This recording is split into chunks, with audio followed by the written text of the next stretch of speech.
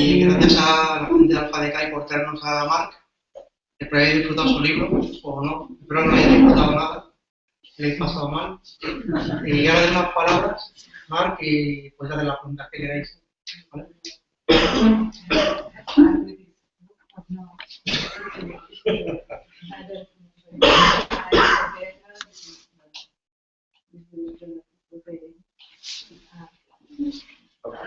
Fantastic. Okay, do you want to answer to this?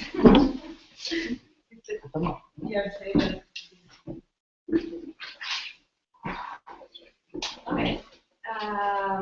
We are going to have a little introduction of this, and then the core of this meeting is your questions, your feelings about the book, and whatever you want to ask for your triumphs, I understand, no? For your lives.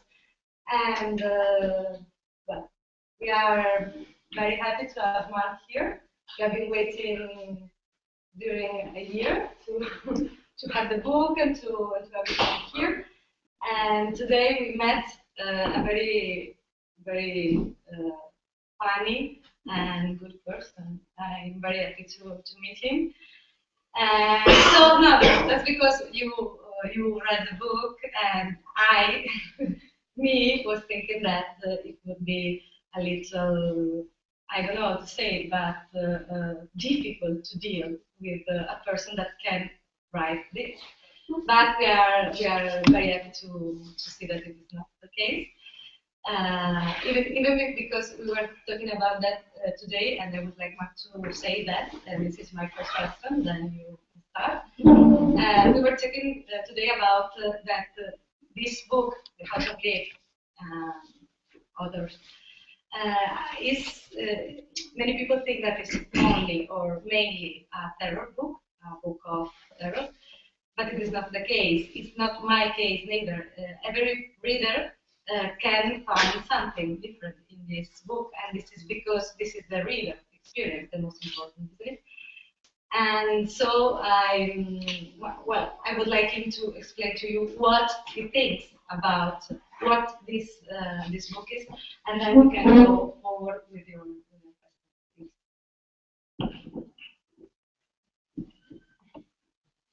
Hello, everyone. My sincerest apologies first. I cannot answer these questions in Spanish. So thank you for your civility to handle these questions in English.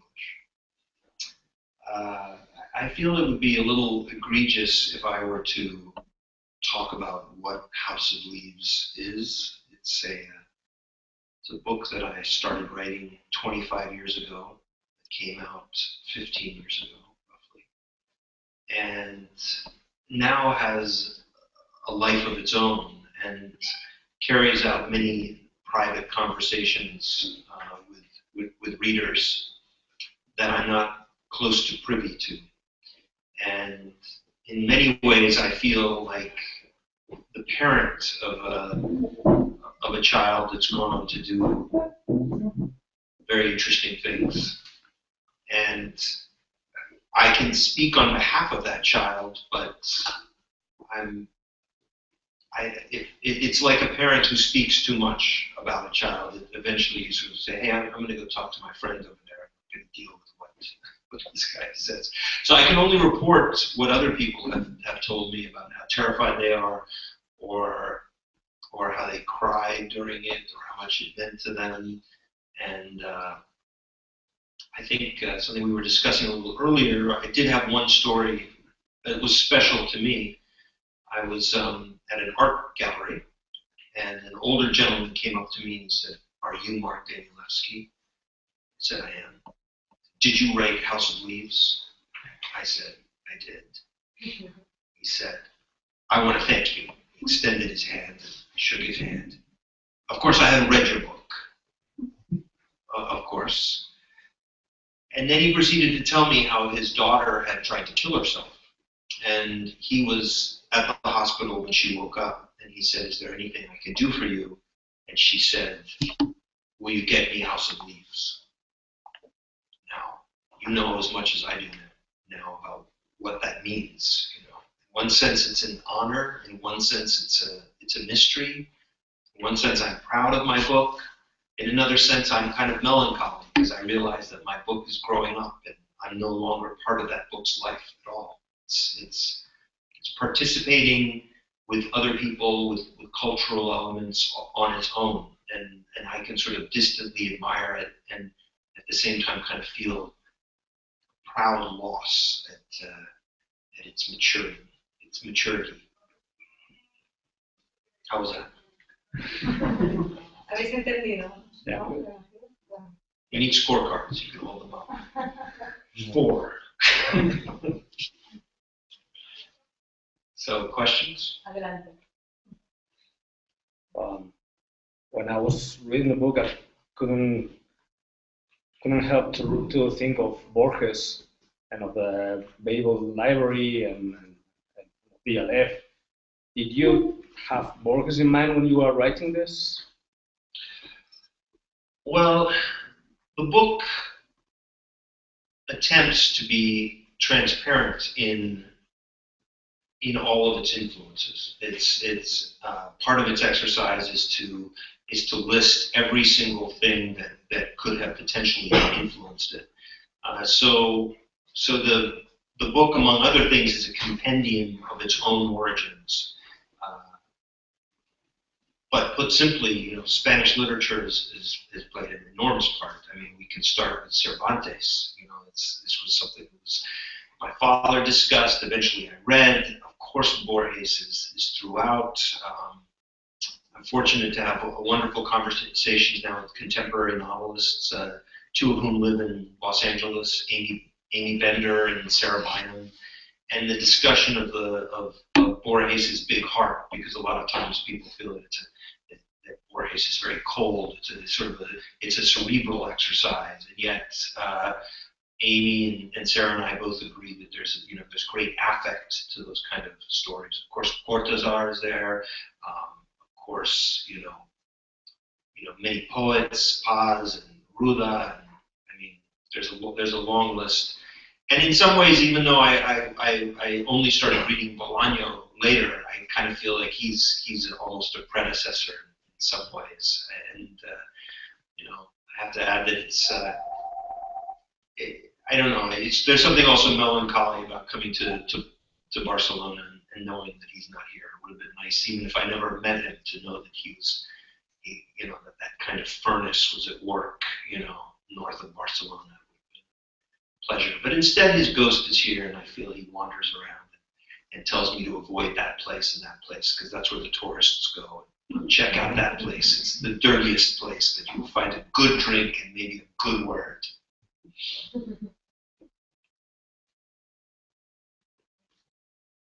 Yes. I was wondering, because the book came out 15 years ago, or less, the audience has changed a lot. I mean, now there's a lot of transmedia thing going. We are used to looking up for Easter eggs, and I think the new TV series, the Hollywood Face, all those things. I don't know how important. So this is a thing that we are now very used to looking for. So I think maybe the audience has changed for people like us who receive the translation now, and people my age, for instance, that were not used before to that. Do you think the audience is looking for more clues now than they were before? Maybe? It's a great question, and again, I mean, my ability to track what the book is doing now is no better than yours. And in some ways, I wish I could ask the same question of you, because I'm curious how it's doing. And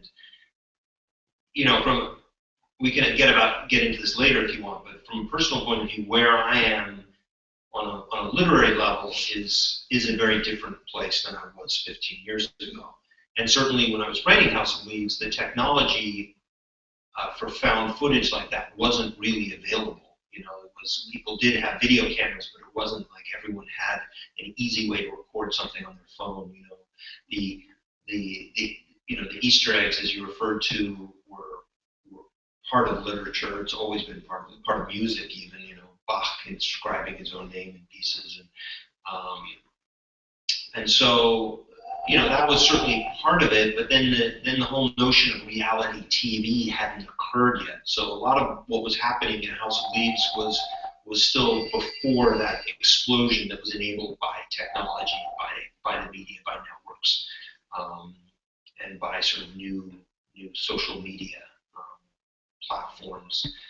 One of the things, though, that I have noticed is that people may be drawn in a little by the puzzles, by the connectivity, but in general, there seems to be kind of a collective experience that takes place with a book that is somehow in between all of that. So it's not just the puzzle, or just this connectivity, or just this ambiguity, but somehow that these things, like a fusion reactor, kind of magnetically hold an experience that sort of floats independent of everything. So consequently, you have people that want to parse every single puzzle, and then you have other people who can, 12-year-olds, 13-year-olds that I've met who are reading it and are moved by it. They're scared by it.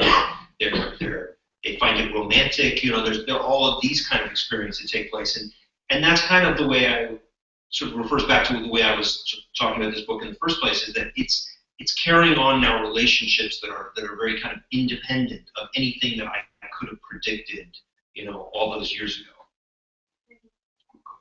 Yes, please. In more than one level in the novel, the impulse to create something ends up cannibalizing both life and the personality of the artist, of the creator. What's your experience writing it like that? That it cannibalized me? Sort of. It was the characters in the book, but you as an author, it was an obsessive thing to write such a book. It was very involving. I like that question.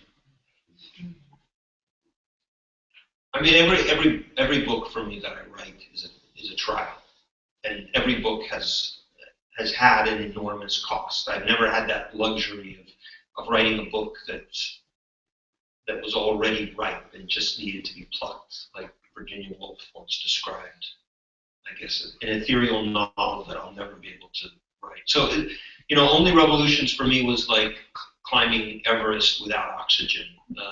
House of Leaves was climbing Everest with oxygen, but maybe no shoes. So there was a sense of just an awful price, and it's so I feel changed by that experience, and I certainly by all the experiences, and somewhat, I guess, diminished. I mean, I think in many ways, as I can look at my books and say, oh, that's mine, I also feel that I'm ever less present or important to those books, and so it's not really so much a cannibalization, because it doesn't come back on me. It's more of just a amputation. Any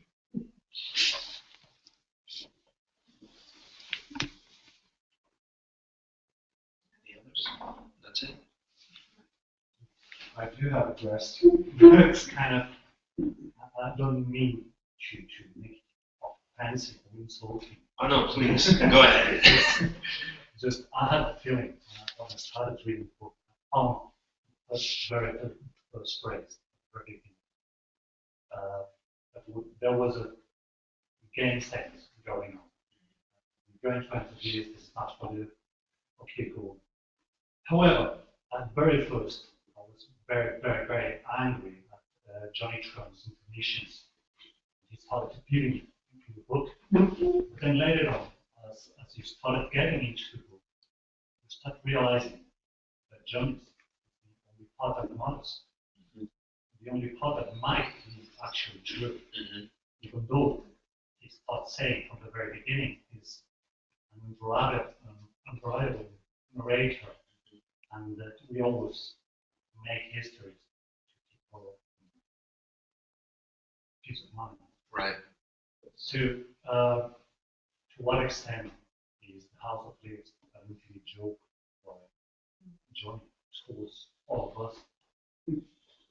Well, that's a good reading, and considering how the limited time that the book's been out in Spanish, I commend you. I think you are perhaps approaching the Great Hall, but you haven't quite gotten to the Great Staircase. Yes, Johnny matters, but there are other voices that matter therein. And I think, a joke shoots for a laugh. A joke shoots for sort of a momentary explosion of emotion. But there's more at stake than just a joke, I think, in House of Leaves. I think, for a long time it was, I was accused of sort of being this experimental writer that was, into gimmicks. And gimmick kind of has that one bit. Like, oh, he's the guy that puts letters on the page in a different way, right? Right. No, I know you're not saying it. I'm diverging a little.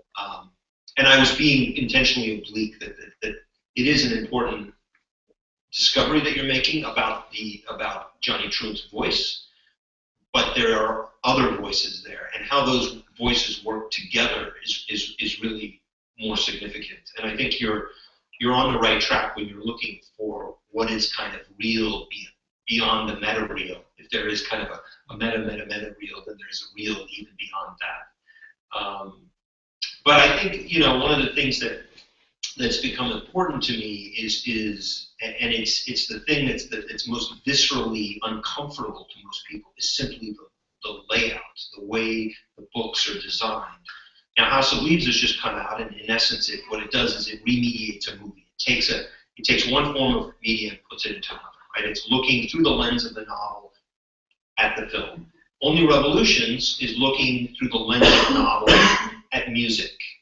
And the 50-Year Sword is looking through the lens of the novel at the oral tale, at the campfire story. And The Familiar, which I'm working on now, which is a 27-volume novel about a girl who finds a kitten, is a remediation, or it's looking through the lens of the novel at the television series.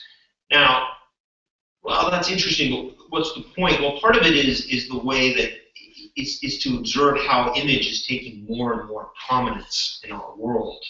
And one of the reasons for this is that it's easily accessible. We are all literate when it comes in some ways to image. And Gaston Bachelard talks about sort of our innate ability to process image. But it's primitive in a way, because it doesn't follow in lockstep to any sort of analysis or any understanding of kind of the burden of image. It's just easily accessible. And at the same time, you can look at text, which is about speech, which is about language, which is about music, and this is a different form. And now it's kind of become codified as normal text. We look at it, we understand the pathway of the page. We're easily mollified by its shape, and we say, okay, well, now we can kind of get into these waters. So what I do isn't exactly a graphic novel. It's not a movie. It's not a picture book. But at the same time, it's not purely textual. So people for a while were saying, well, is it postmodern? Is it deconstruction? Or is it just looks sort of, and again, I'm kind of circling back to your question, because postmodernism is very much about the joke. It's about the laughter, pensions, gravities, rainbows. It's sort of, we will keep our buoyant voices above the distending parabola of death above us, as the V2 collapses in on us, as the apocalypse collapses in on us. And so I started to see more and more, okay, this isn't postmodern. It goes beyond postmodern. It keeps moving into a territory that I haven't quite seen sort of formally addressed in critical theory. And finally, I realized it was my responsibility to come up with a term, which I have recently, especially as I've been dealing with the familiar. And that is a word that I coined called signicomic. Okay, and it's very simple. It's sign, S-I-G-N, and icon, but I pronounce it signify. And what it is it addresses that which is the pictorial, that which is the image, and that which is the sign, which is the text. But instead of moving towards one direction, which will just take up massive sort of synaptic nets devoted only to image, or those like more modest nets but incredibly powerful processing territories in your mind that deal with language, it goes in between. So the idea is through text, and this is what you can see in all my books, is through text that is signified. It verges on image and it verges on pure language. By attempting to apprehend both, you kind of can free yourself of both, and therefore perceive the world in a way that's not dominated by either.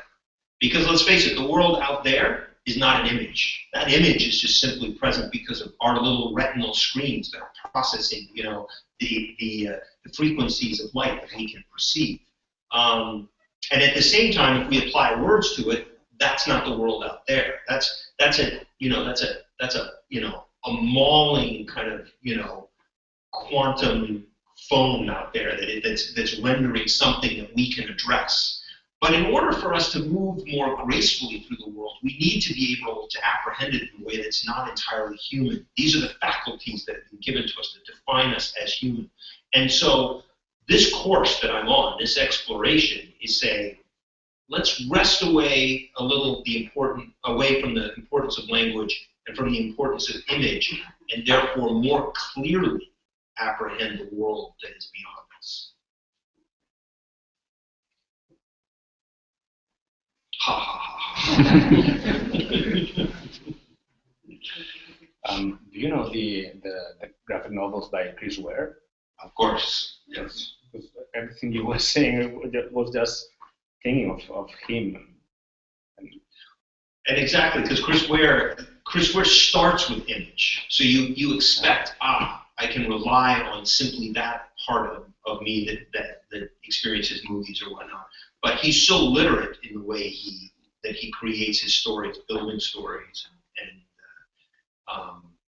and whatnot, that you then start to realize, like, I need to access more parts of my mind. These things need to ignite to process it. Yeah. Chris Ware is phenomenal. And also the working with the book as an object, so that it's not only the text, but what you said, the sign iconic. It's like it's not only what it's saying, but how it says, even graphically, even the image. So in this graphic novel by Chris Ware, the latest one, which is now also published here in Spain, the one of the girl without the leg, I can remember that name. Yeah. It's doing also this thing, changing the drawing according to what he's explaining, and even the colors. And I was just thinking of it, so I wanted to make sure you knew it. Yeah, he's published actually by my publisher in the US. So it's one of those, there can be these lovely little advantages as someone says, have you seen Chris Ware's book? Like, oh, wow, look at this, We had a very profound meeting, I think it was in Minneapolis. He was there at a table signing, and I was at a table signing. I said, hi, Chris. He looked at me and said, hi, Mark. And then he went back to signing, and I went back to signing. Great ideas were exchanged. But we were sort of like the two idiot parents, I think. We were like, your kids are doing amazing. Yeah, my kids, it's cool, I arrived today, so I'm sorry if this has been already asked. But if nothing has been asked, and nothing has been answered. That's good for me. If I'm correct, writing the House of Beliefs took a span of 10 years maybe. Mm-hmm. So I would like to know how you manage to keep consistent with the idea that you start writing and your idea about the book when you end writing. How you manage to keep some consistency on what do you believe the House of Beliefs book became when it was already written, and how it became, how it ended.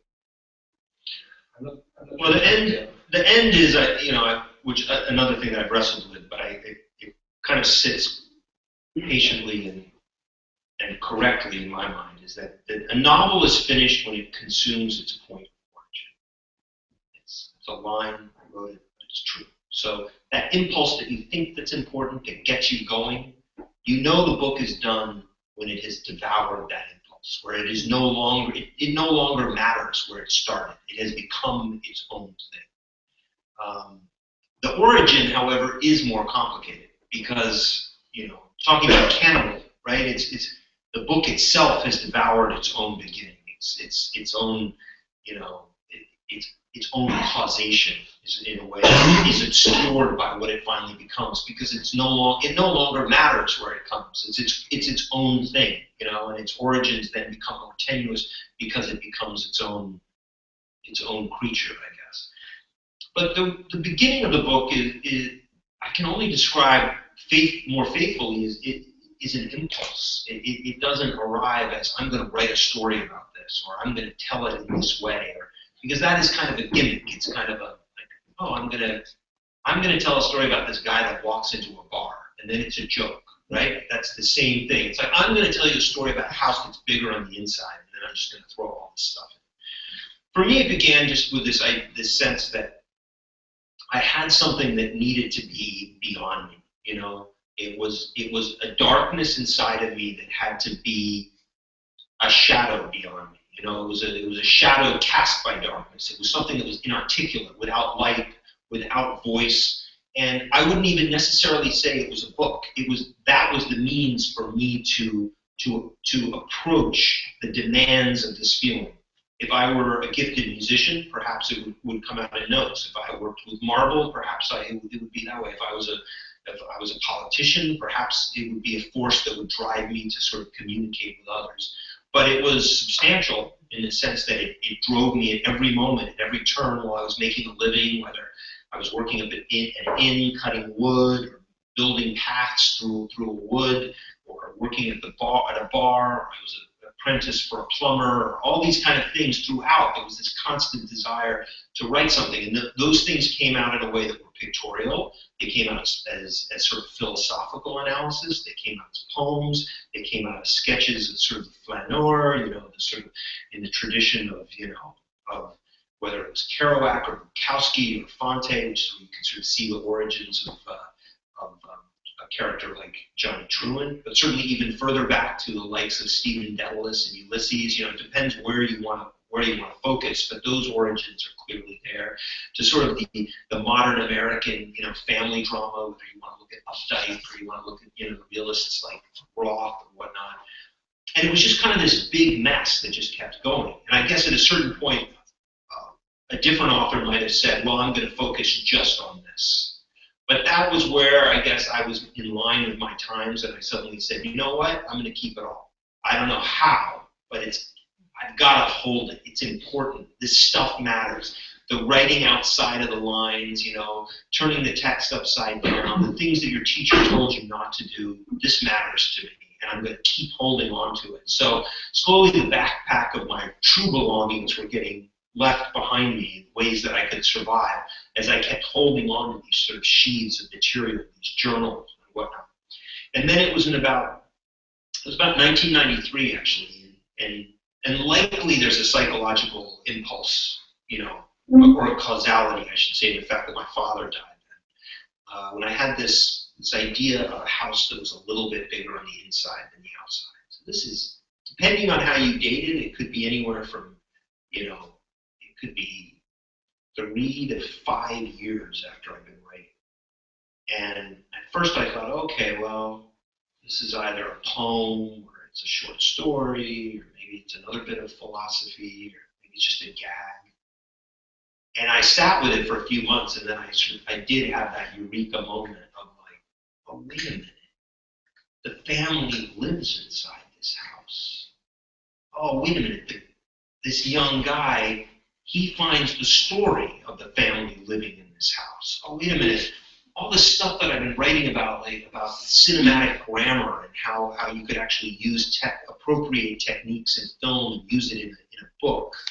Wait a minute, I can apply that. And then all of this stuff I mean, it wasn't everything, but a great deal of it was suddenly unified with this narrative. And then it was pretty much a straight shot for 7 years. Another question that I have is, well, I really love the book because it plays a lot with typography, and composition. That's one of the main reasons that it attracted me. And I'm curious about how you think this kind of books and House of Visita, for example, can do well, or how can they be translated? So how they can make the switch to the digital publishing era. They are quite complicated to be adapted as an electronic books. So how do you see that as something that it will happen in the future? And I'm sure a lot of publishers, even if they publish on paper, they are also interested in finally publishing in a digital way. Yeah, no, it's a great question. Well, early on, I remember I was talking to another American author, Rick Moody, about what I saw as the coming age of the ebook. And he said, not a chance. Not a chance. I'll bet you $100, you know, it doesn't get any footing. I said, it doesn't. And then I saw him a couple of years later, and he was like, yeah, I owe you $100. It just took off. But then something curious happened. Now, this is present day. It's kind of plateaued, you know. I mean, publishers are now investing in warehouses because they've seen that the electronic media is actually flattened out for some reason, and that people are still turning to books. Now, there are a lot of really smart people involved in looking at these numbers, and they care about those numbers because it's about making a living, it's about keeping their company afloat. And they're not seeing the trend move the way MP3s move, the way digital music moved. You know, there's still something about the format of the book. Part of it is that the platform for books hasn't stabilized. You know, personal anecdote, I write in all my books. And so, you know, the Moby Dick that I buy at a store, that I then write, that I mark up, it becomes my Moby Dick. So if I'm working on something, I can turn to that book and I can see where I underlined, et cetera, et cetera. You can do that with certain applications, but as I have done, sort of as an experiment, only to discover that something happened in whatever, you know, as it was migrating back to my computer, and all of it's gone. So the book itself is incredibly stable, and in some ways you could say I'm conservative in that regard, because I recognize that this form is far more trustworthy than any form that's currently out there. It can sustain a lot of battery, and it still allows a great deal of motion beyond its borders. You know, I mean, it's, you know, some people are up in arms about the idea that pages can be turned or minimal type can be put on the page, because, you know, they think, well, I thought of that, I could do that. You just did it. You got lucky or something like that. But we've all known that the codex itself can expand and can use, you know, its own geometries, its own proportions. I think that the other thing that books offer is a place that's uninterrupted.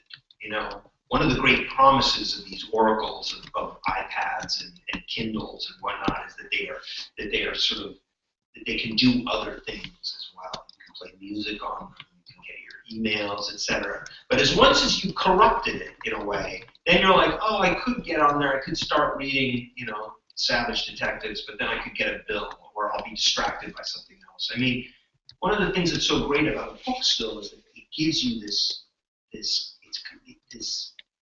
privacy. You know, it gathers you into its folds, literally. I mean, it even has a set of puns that are built into its shape, and it's there that you can collude with something that's much more intimate, that's not at risk of being interrupted by a power failure, you know, a sudden jarring of the flash drive. You know. There's so many other things that sort of tell you, you know, this is temporary, you know, and that in itself may create, by the way, its own fiction. It's not to say, oh, I don't want to have anything to do with that, but it may be that the books that come out of, that are purely designed for the digital format, have to be horror books of their own, because they're painting a world that is so transient. It's a place for haikus and fear of instability. that would be a perfect, political upheaval. That's the novel that should be written for the iPad. At the same time, it's a very early form, so it may ultimately stabilize. It may create something that is more sturdy than the book. But as we see, the book is there and it's still standing. And I'm for the record here, I love the prospects of it. We turned the 50-year sword into an electronic book with all sorts of textual animations and music. We're working now on Only Revolutions to present it in a different way. House of Leaves eventually. I mean, it is something that has to happen. But it's also so time-consuming to conceive that I also imagine that there could be a career for people. That literally, you would be an e-book director, and you would come in. You were literate. You were textually experienced. And you would say, "This is what I can do to your book," and that's exciting.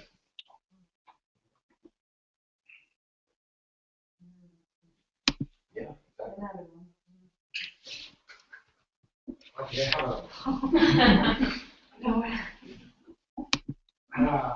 I came from the world of scientific writing, so I'm very used to work with lots of references. And all the things that I read in the parts of Zampano, I find it very, very interesting.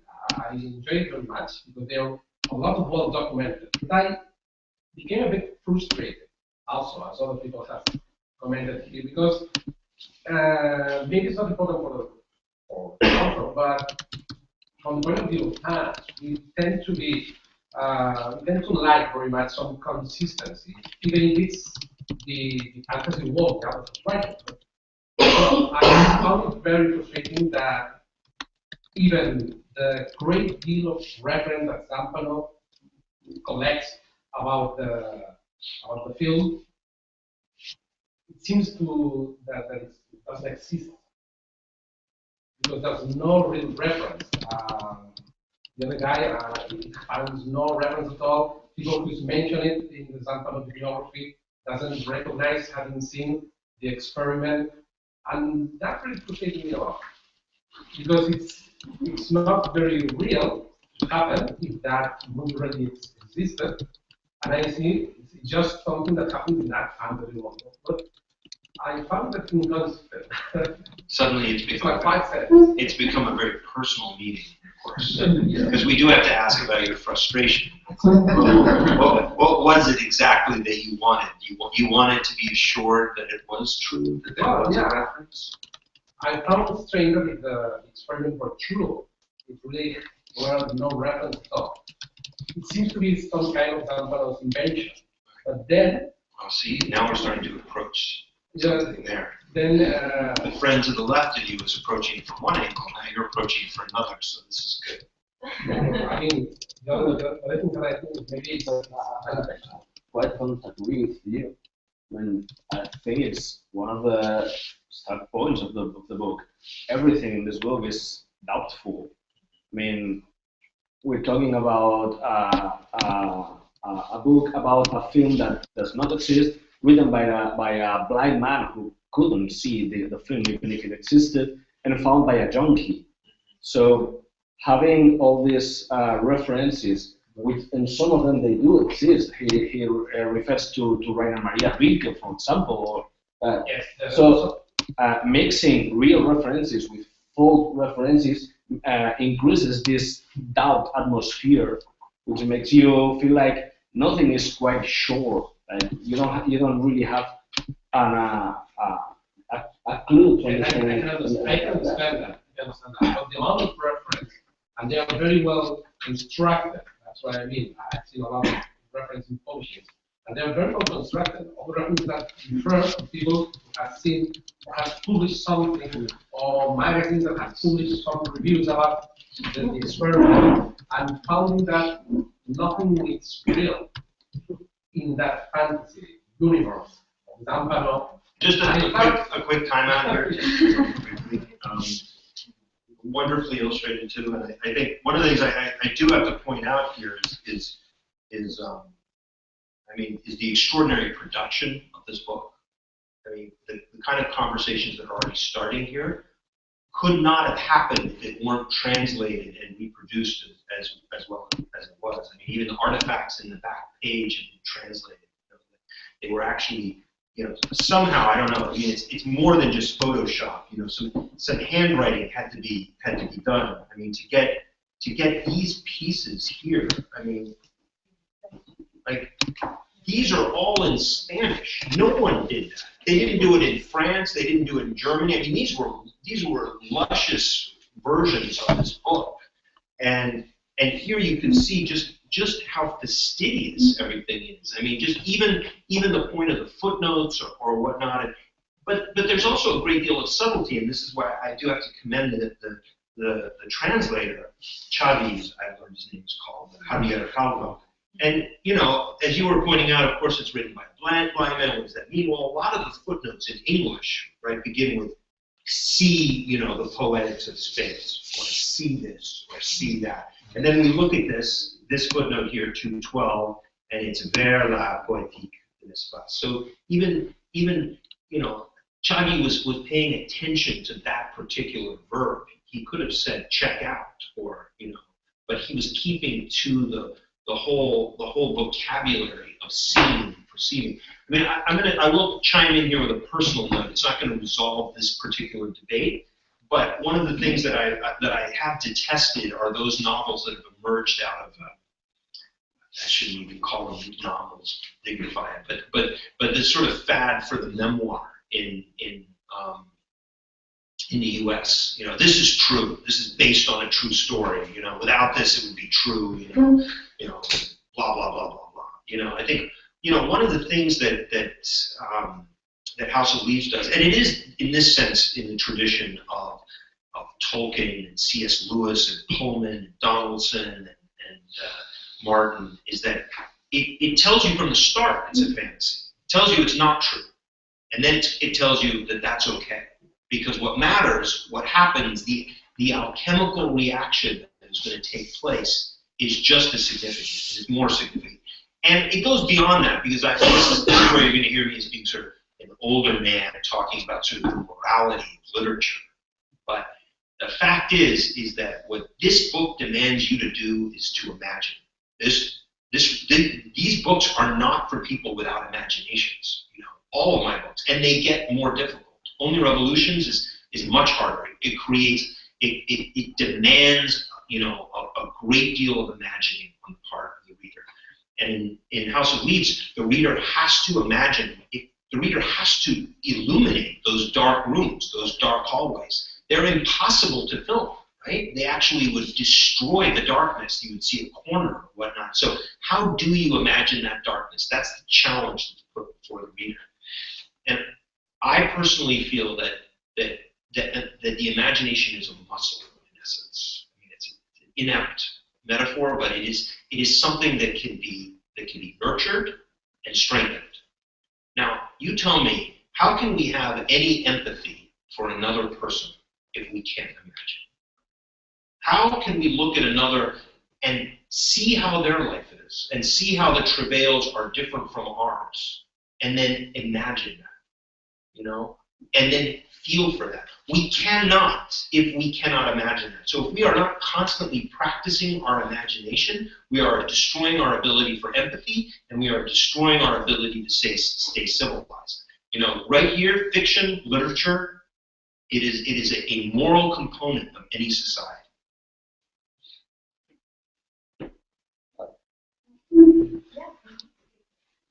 I wanted to ask about the translation process, because while I was reading, I was thinking that sometimes there are some typos you only point out to few, but for a translator or proofreader, it has to be very straight. And I was thinking, do you get emails or something? There was some dialogue. You had notes for translation, or there was, I don't know, a way to translate that was universal, or each translator contacted you or something? There was a choice that I made early on that I couldn't oversee step by step the translation of each book. It would take up too much time, and I would never be to write another thing. I think the advantage that a translator has is, especially nowadays, is that there's just a wealth of material out there. You can go to the forums, you can go, you can read, academic, papers, and you can sort of value the the perceived errors, I suppose, and see how they base and how they can be, how they can be utilized and how they can be interpreted. I think, one of the things is that it kind of translating my books is kind of a self-regulating system. I mean, they're long, they're difficult. So only someone who's really wants a challenge, who's a poet in his or her own, his or her own being, will address a book like this. And so every act of translation is an act of poetic interpretation, if you will. So the translators generally have been very powerful artists in their own right, and therefore not only handle the intentional infelicities, but also may create their own new Easter eggs, their own new deployments of possibilities with the text, because they've so understood it. So, as identical as this book is to the U.S. version, I can pretty much assure you that there's also some Spanish magic that's at work there. You said before that this book was not really postmodern, but rather hyper-modern, that's good to say. But then you've got mostly all the typical stuff of postmodernism. There is the joke, and the characters, they are typical lost characters in search of themselves, especially Johnny, but also the whole of the family. Even Tom, even the brother, is lost in his own way. And the house is also a metaphor of this getting lost. You get lost inside the house, and it's completely dark. So, do you really think it's not a postmodern book? I just want to clarify. I would say that my work is signicomic. So I'm referring to this was something that I wrote. Like I said, it came out 15 years ago. So when I look at sort of where I'm continually interested, if I now look at Only Revolutions, which almost has none of what you're saying, and then further on to the 50-Year Sword and the Familiar, then it becomes a different tack. I would call this very much a journeyman's piece. It definitely, its roots are in postmodern deconstructed soil. But then I think it becomes something else, because as much as we're talking about this is just a joke or this is relative, there is something that is defined by these different viewpoints. So one can easily say, well, Johnny thinks this, so he's unreliable. Zampano thinks this, so he's unreliable. Pelafina, well, she thinks this, and who is she anyway? And so she's unreliable. Therefore, nothing at all is captured except loss and darkness and whatnot. But that's really not the experience that's in the book. I think I can say that with some authority because of just the way I've interacted with readers. I like to say readers other than fans. I think fans is a derogatory. So that there is an experience that does emerge out of that darkness in the end. And that's not typically postmodern, that there is this kind of a condensation of meaning that comes outside of its various narrative perspectives. So one of the things that I did vie against, for instance, and this is also very postmodern, despite what it protests to be, is the monolithic voice. We become familiar with a voice and we enjoy that voice, and there's no reason not to. But you read Hemingway, you read Bolaño, you read Gabriel Garcia Marquez, you read Vonnegut, you read Virginia Woolf. They all have a certain rhythm, a certain way that they approach a story. And what's wonderful about that kind of storytelling is that in all its elaborations, it organizes the world in a way that's sensible. So I can sort of say, I want to see what he thinks of the world, how he's going to paint this picture, or I want to see what she's doing, and how, you know, what kind of acoustic she maps out, you know, in her story. House of Leaves is different in this regard because it doesn't have that monolithic voice. It doesn't have one voice, you know, and in some ways that's the loneliness, and that's the part that harkens back to sort of the amputation that I'm sort of referring to, is that I can never look at any of my books and go, well, that's my voice. That feels comfortable. Oh, I'm reflected there. I don't feel like I'm living in my book. I feel like the books are living. But Johnny's voice is very different from Zampano's, very different from the editors, very different from Pelafina's, you know. And the same thing happens with Sam and Haley in Only Revolutions, or the 5 anonymous narrators, you know. And that, to me, reflects a more honest way of perceiving, apprehending the world, is that there are these multiple sounds. You know, there are multiple organizing melodies that function at large, and they create a cacophony. And in one sense, you know, conservative Puritans would be sort of like, oh, it's just nothing but noise, it's din. But as you listen to it, you begin to parse it. You're like, oh, that is the music of the world. We hear birds, we hear trains, we hear someone talking about this in this speech, we see it in this way. And how those things are put together, that's what interests me. A simple question. Why the blue for the word of house? And why the red for the minute of the Is there a arbitrary decision, or there? Do you really think it's an arbitrary decision? I mean, no, I'm curious. Do you really think it's arbitrary? No. I think that no. But maybe it's only an arbitrary decision or static decision. I can't answer that question directly. I will tell you it's not arbitrary at all. I would encourage you, if you want, to look at the tradition of what text has appeared in red, for example. I mean, there are very specific examples. There are very long-lasting examples.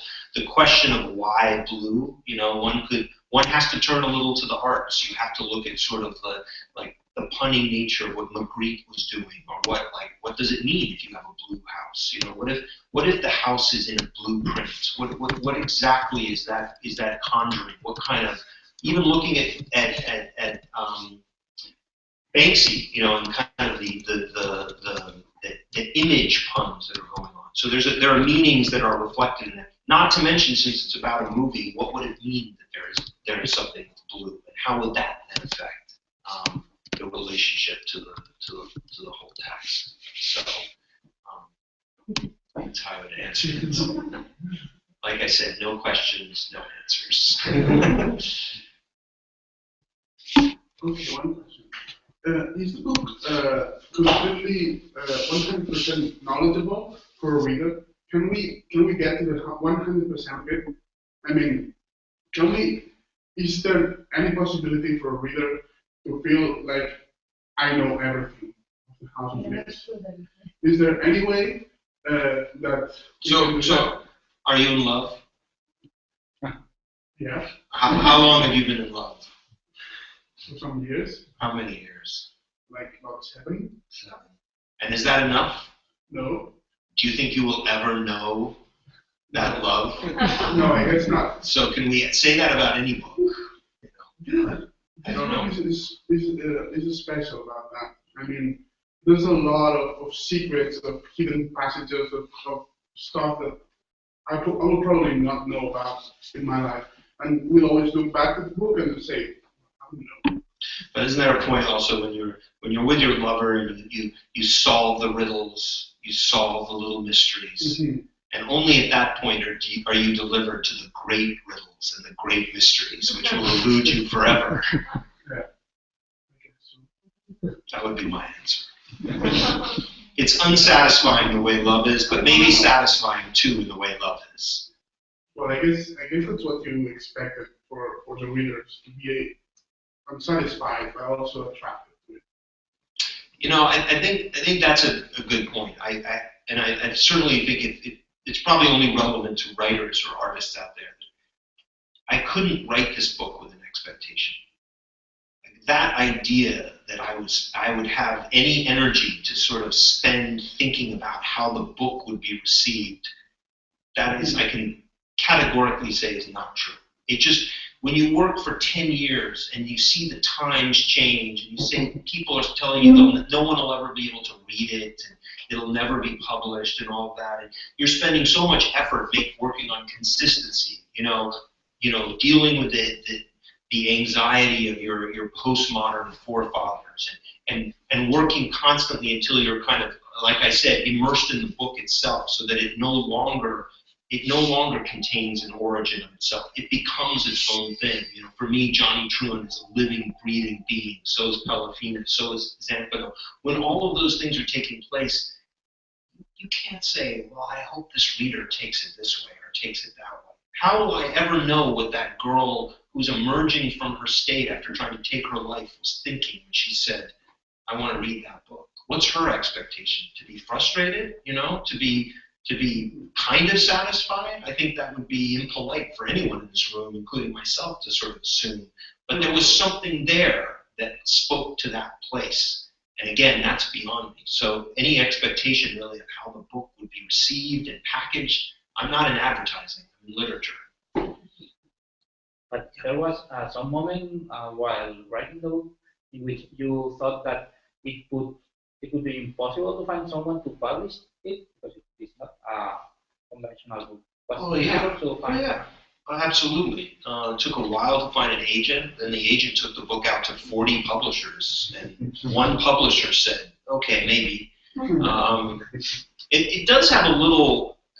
It has an interesting digital story, and I suppose in some ways, I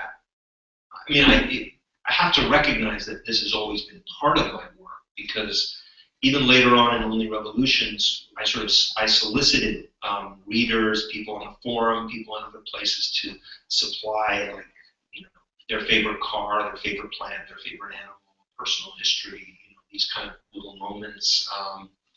The 50-Year Sword included some stuff. The Familiar has grown now. It's kind of this atelier. It has 12 artists that are working on it, about half a dozen translators.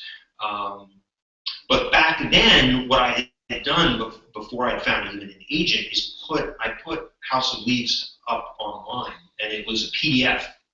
And it was funny because it took almost all night to output the PDF. It was back in the day, you couldn't just go save as PDF. It was just it just kept churning and churning, and we thought the computer crashed, and then we'd restart it, and finally we said, well, let's just let it churn all night. So we let it churn all night, and then come morning, there it was, it's this little PDF icon. But based on that, and then I printed out these little business cards, and put the web address, and had / tildes, all sorts of nastiness, very difficult to punch in. But readers did find their way there, and it wasn't a lot, but it was a wide array of people. So there was a cop in the Southland, there was some older woman, there was a young kid, none of whom I ever met, but they just kind of said, oh, this is really cool, wow, So when we were talking to the publisher at the time thought maybe people who were grad students, in their 20s, that was the only group of people that were going to be able to read it. They figured the book was unreadable. On some level, they were excited by it. They published Chris Ware, so they're interested in what's kind of on the edge, I suppose. But when I was able to say, hey, look at the variety of people that are reading it now online, that was enough for them to say, okay, let's go a little wider with it in that sense. But doubt is always there. Doubt informs ambiguity, but it's also through doubt that we hold on to one moment of certainty. What if it was difficult to find a publisher? Oh yeah, it was 40. We got one, and then even that was a trial because they thought it was ready to go. I said, oh no, the Labyrinth chapter hasn't even been typeset, so I had to go there. I was actually living at Pantheon, getting there at 5, 6 in the morning, working until late at night, struggling with different kind of softwares to make it work because nothing was able. It's funny because I really thought those days were behind me, and even now I don't know if anyone's going to publish The Familiar. My publisher has bought 10 of the books, and they've paid me, and I've been working nonstop. But in itself, it's already become something that's exceeding the technology. That's another problem with the digital form is it has a hard time handling really what I'm doing. So I just gave my publisher Volume 1 of The Familiar. And I'm sorry, I'm assuming certain amount here. The Familiar is a 27-volume novel about a 12-year-old girl that finds a kitten. And I look at each 5 volumes as being a season. And so my publisher, in essence, has signed on for 2 seasons. And I've written 10, I've sort of plotted and written a lot of the 27. And now I went back to sort of rewriting and finishing volume 1. So as I was finishing volume 1, this was just a few weeks ago. I mean, I break out in a cold sweat thinking about it. My computer, which is the latest computer, and it has an enormous amount of RAM, kept crashing. The InDesign suite failed numerous times. Outputting the PDF took a long time. I sat there waiting, watched it crash, you know, hoped that the file wasn't corrupted. It was making, and suddenly I'm back again to these days at House of Leads, and I'm like, what's going on? So the PDF that was outputted, and this is just for my publisher to read. This is unprintable. Like it doesn't have the resolution that you would need to go to the presses. It's 1/4 of a gig big. So we're there on the edge again, you know. But that's what's fun. You know, technology has to follow what we're doing. There's nothing more, you know, wild and you know, and not of metal than what your mind is capable of doing. Be a programmer. Be a programmer. Yeah. No, I have too much respect for programmers, but I know a few to call now, actually. If it compared with, well, your book has been compared with Moby Dick, with Ulysses, with many really great books. How do you feel about it? I don't have time to feel about that. You know, I think maybe there was a luxury I afforded myself when the book first came out, but it's. You know, life's short. You know, I think about all that Roberto Bolaño didn't finish. You know, and I think of the volumes that I have ahead of me, and you know, so for me, it's really thinking about the details of the work and what's possible, and how much of it I can get through. I was a little nervous though. I mean, she seems so nice, right, and sort of quiet and timid. But I was talking about how, well, maybe I won't even get a few volumes in on the Familiar. You know, it'll be like Fellini's 8.5. It'll be the gesture towards something that was never quite completed. It was the effort. And Claudia looked at me. I think we could find someone else to finish writing it. In Spain, we will bring it to a conclusion. You know, we're used to people dying off. We finished the project eventually.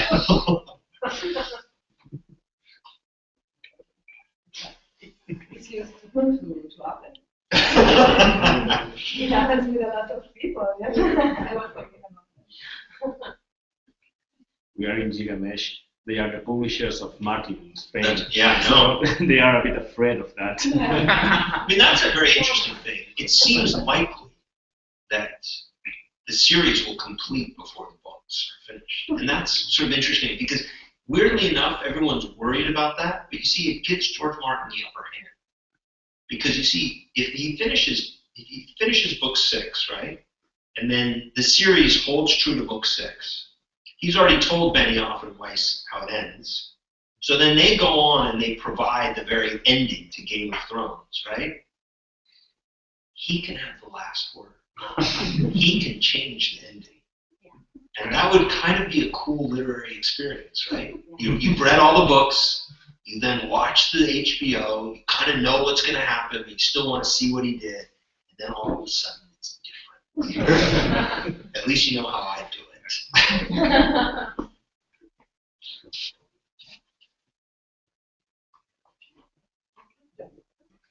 Thank you. Thank you.